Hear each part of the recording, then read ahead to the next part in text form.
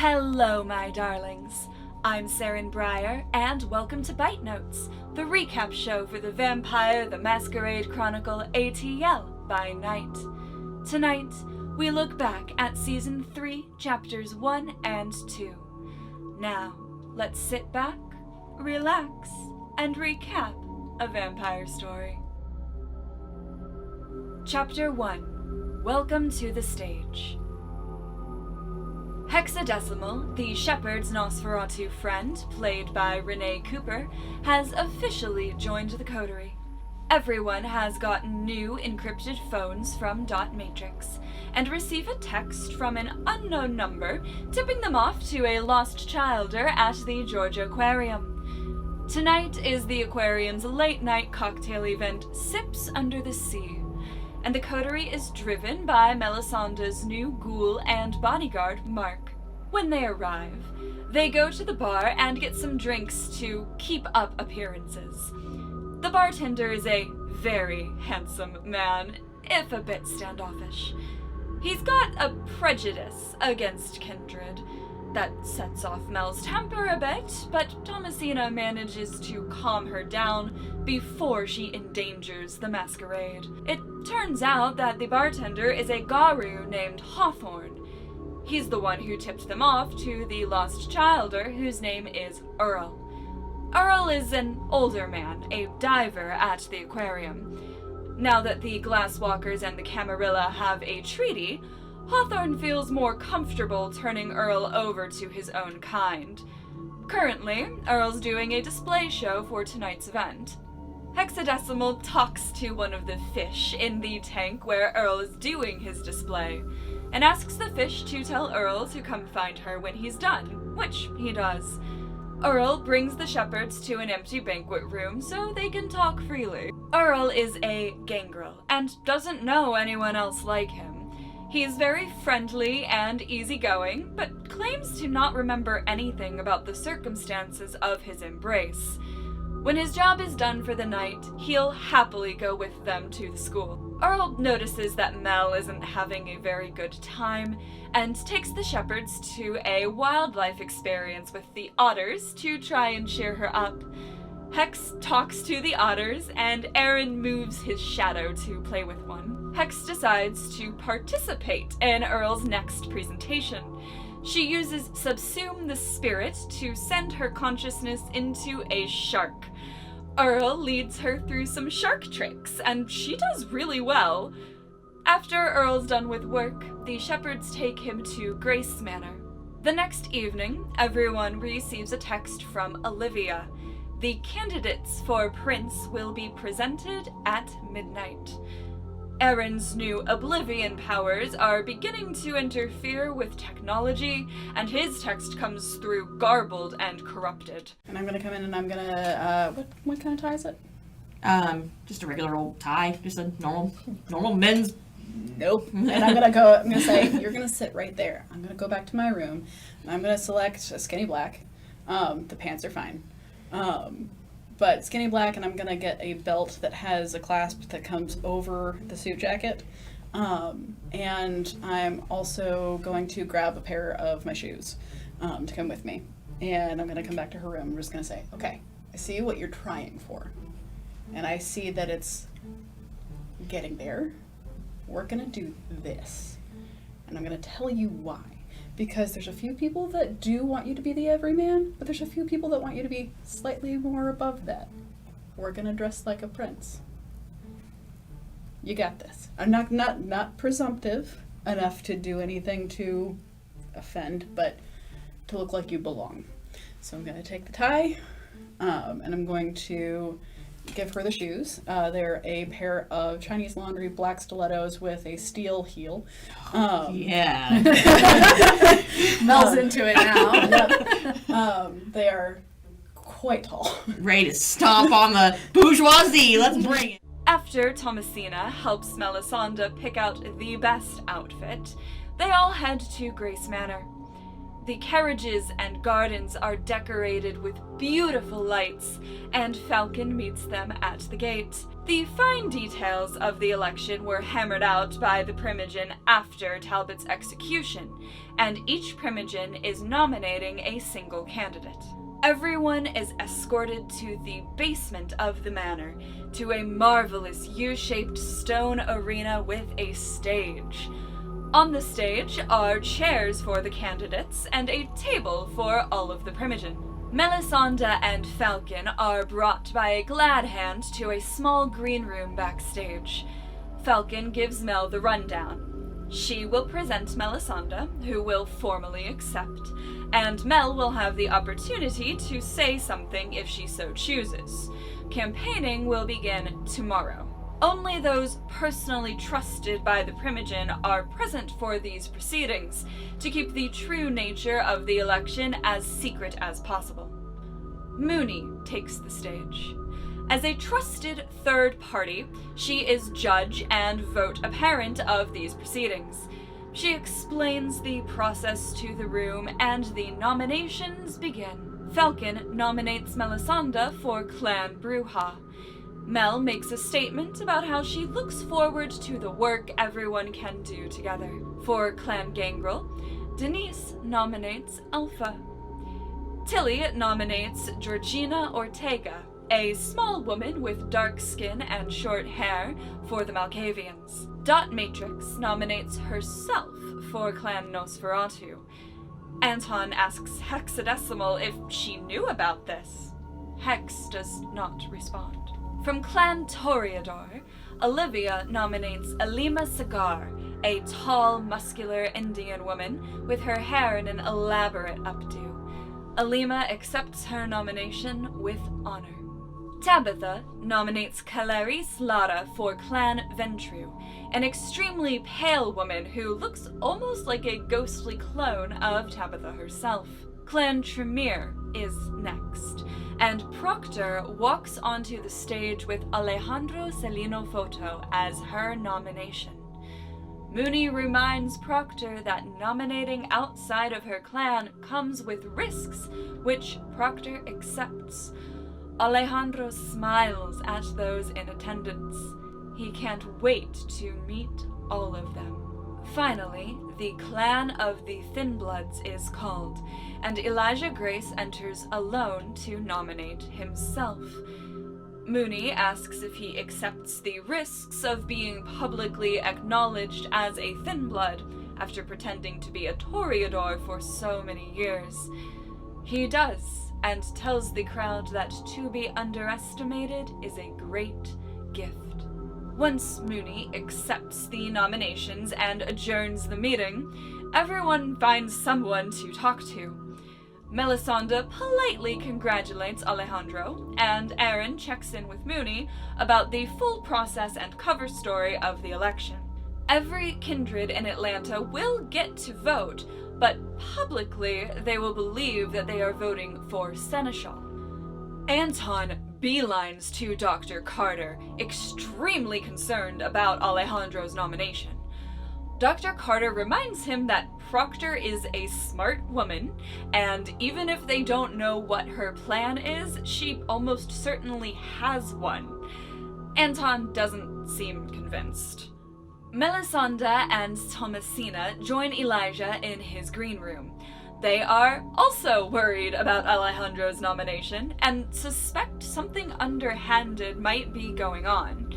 Elijah's own nomination was to represent the Thinbloods and make sure they have a voice. He desperately does not want anyone to vote for him, though. Tabitha explains to Thomasina that Proctor nominated Alejandro in lieu of a Tremere because she feared for her clan's safety. As for Alpha, she's forgiven him for the fire. Alpha went to the King and Queen buildings as sheriff, and the false Ventru Primogen set their own room on fire rather than stand down. Alpha left them to that decision, and other Ventru died as a result. Anton decides to confront Proctor. It doesn't go well.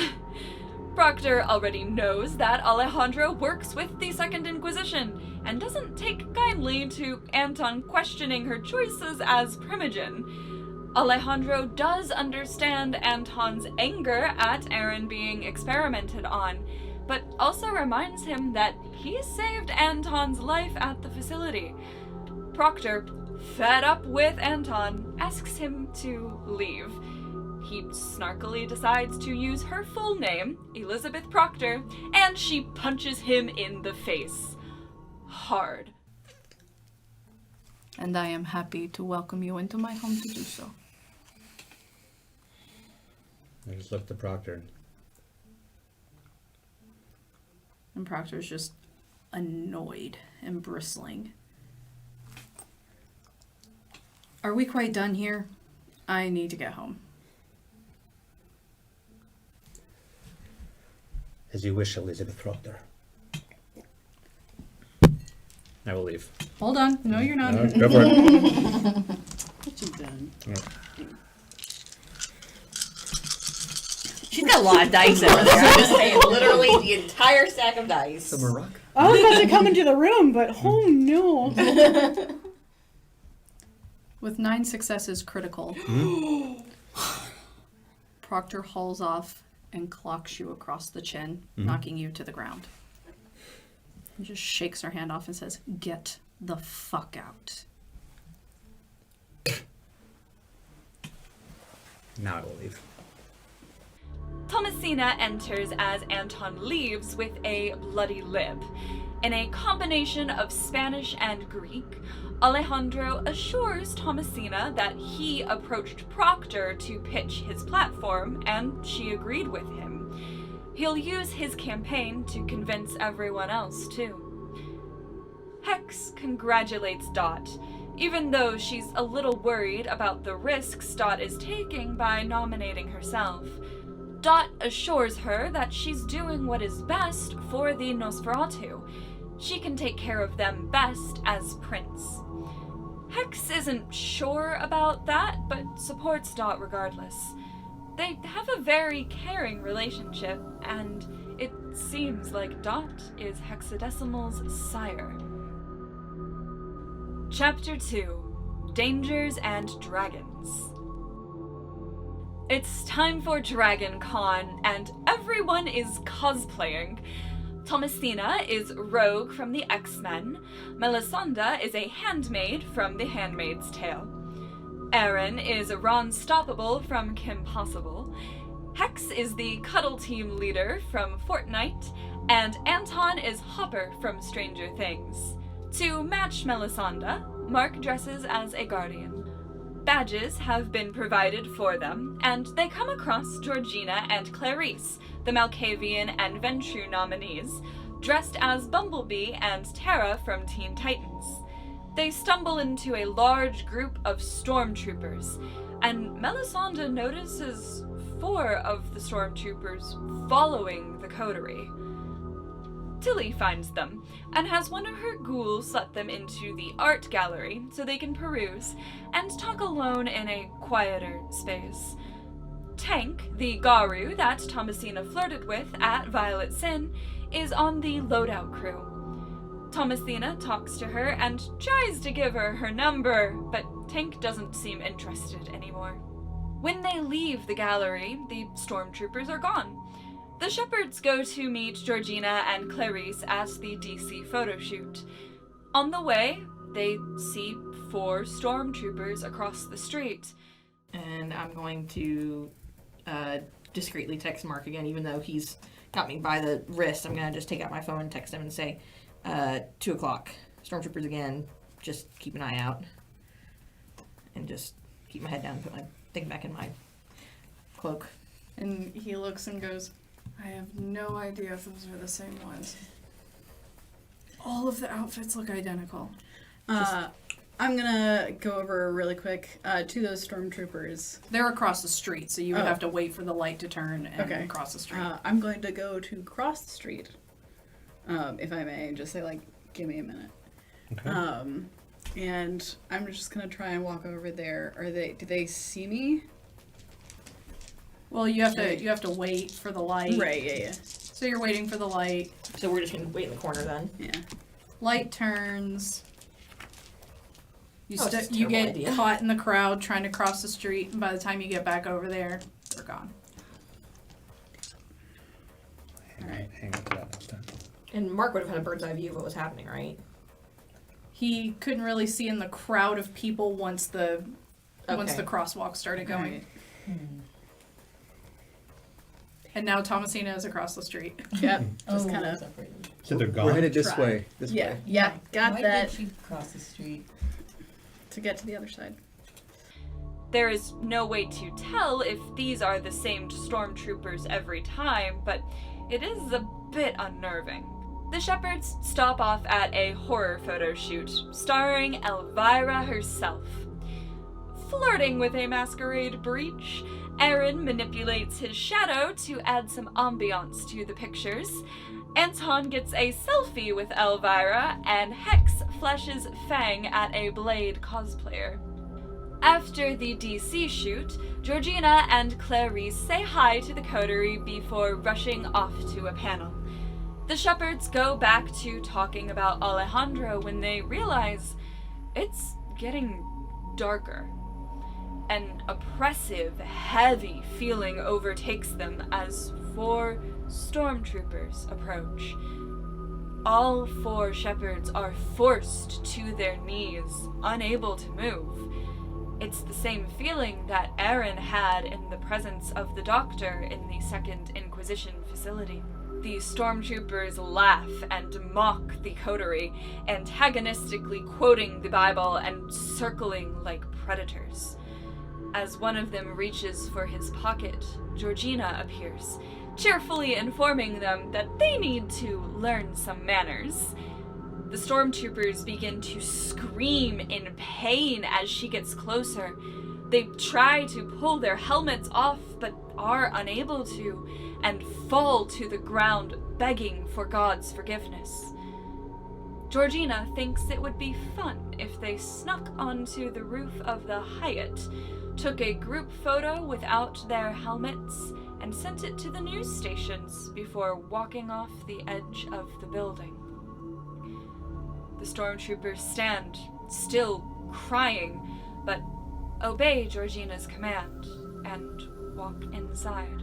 Georgina gives the shepherds her number and tells them to enjoy the rest of the convention and to let her know if they have any more trouble. They thank her, but she brushes it off. After all, what kind of a prince would she be if she didn't look out for her people? And what kind of a prince would she be if she had any mercy in a situation like that? Georgina takes Clarice's hand and they run back inside the con. Everyone's shaken, and Anton and Eren explain that the Second Inquisition seems to have true faith, as well as whatever experimental serum was being created for them from the Sombra blood. Suddenly, Thomasina collapses, falling unconscious. As you guys are talking, Thomasina, you fall. Your eyes shut. Darkness. But as you're falling, you can see a moon, a full moon, and a forest, and 8 sets of hands reaching towards you as you fall. But the hands turn into vines and grab you, catching you, stopping you from falling. And then the vines turn into snakes, and the snakes wrap tight around you, tighter and tighter, and as one bites you in the face, you wake up. Hex rushes to text Philip. They need to go home now. Thank you for tuning in to BiteNotes. Remember, liking, commenting, and subscribing does not violate the Masquerade. You can view full episodes of ATL by Night on our YouTube channel. We stream Tuesdays at twitch.tv/ATL by Night. Remember to support us on Patreon and follow us on Twitter. Until next time, good night.